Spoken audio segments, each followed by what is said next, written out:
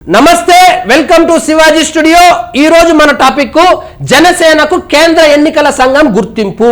వాస్తవంగా పవన్ కళ్యాణ్ గారు 2024 ఎన్నికలకు ముందు జగన్మోహన్ రెడ్డి గారు ఒక సభలో మాట్లాడుతూ ఒక అతను పార్టీ పెట్టి 10 సంవత్సరాలైంది, కనీసము ఒక ఊర్లో జెండా కట్టేదానికి కూడా కార్యకర్తలే లేదు, అది ఒక పార్టీనా, చంద్రబాబు నాయుడు గారి తోక పార్టీ అని చెప్పి ఒక పబ్లిక్ మీటింగ్ లో కామెంట్ చేయడం జరిగింది। బండ్లు ఓడలైతాయి, ఓడలు బండ్లు అవుతాయి అనే దానికి ఈ రోజు ప్రత్యక్ష ఉదాహరణే పవన్ కళ్యాణ్ గారు, జగన్మోహన్ రెడ్డి గారు। 0 సీట్లు ఉన్నటువంటి పవన్ కళ్యాణ్ గారు తెలుగుదేశం మరియు బీజేపీతో కూటమిగా వెళ్లి 21 చోట్ల పోటీ చేసి 21కి 21 100% స్ట్రైక్ రేట్ తో కొడితే మన అతి బలవంతుడని చెప్పుకొనే, నాది పెద్ద పార్టీ అని చెప్పుకొనే జగన్మోహన్ రెడ్డి గారు 175 స్థానాల్లో పోటీ చేస్తే 11 స్థానాలు గెలుచుకోవడం జరిగింది। ఇప్పుడు పవన్ కళ్యాణ్ కు సంబంధించినటువంటి జనసేన పార్టీకి కేంద్ర ఎన్నికల సంఘం గుర్తింపు కూడా వచ్చింది। వాస్తవంగా చెప్పాలంటే ఇది పెద్ద అచీవ్మెంట్ అని చెప్పొచ్చు।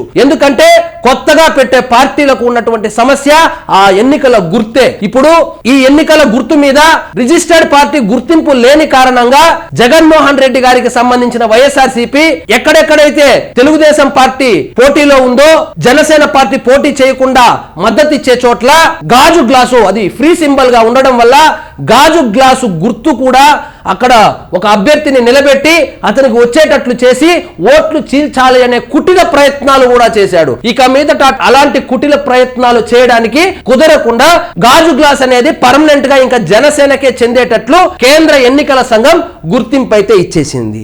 చిరంజీవి లాగా పార్టీని విలీనం చేసేస్తాడు, అసలు సినిమాల్లో పార్టీ నడపలేడు, ఒకడొస్తాడు మెగా ఫ్యామిలీ అసలు రాజకీయాలకు పనికిరాదు అంటాడు, ఇంకొకడు వస్తాడు పవన్ కళ్యాణ్ పార్టీని నడపలేడు అంటాడు, ఇంకొకడు వస్తాడు ఎమ్మెల్యేగానే ఓడిపోయినాడు ఈయనకి అసలు పార్టీని నడపగలుగుతాడా అంటాడు, ఇంకొకడు వస్తాడు అసలు పార్టీ ఆడుంది ఎక్కడుంది అంటాడు, ఇంకొకడు వస్తాడు అది తెలుగుదేశానికి బి టీం అంటాడు, ఇంకొకడు వస్తాడు ప్యాకేజీ తీసుకున్నాడు అంటాడు। వీటినన్నిటికీ పవన్ కళ్యాణ్ స్పందించకుండా చేతలతోనే చేసి చూపించినట్లు ఈ జనసేన పార్టీని కష్టపడి సంపాదించిన డబ్బులతో నడుపుకుంటూ ఇంత దూరం వచ్చి ఈ రోజు ఆ పార్టీకి ఒక గుర్తింపునైతే తీసుకొని వచ్చాడు।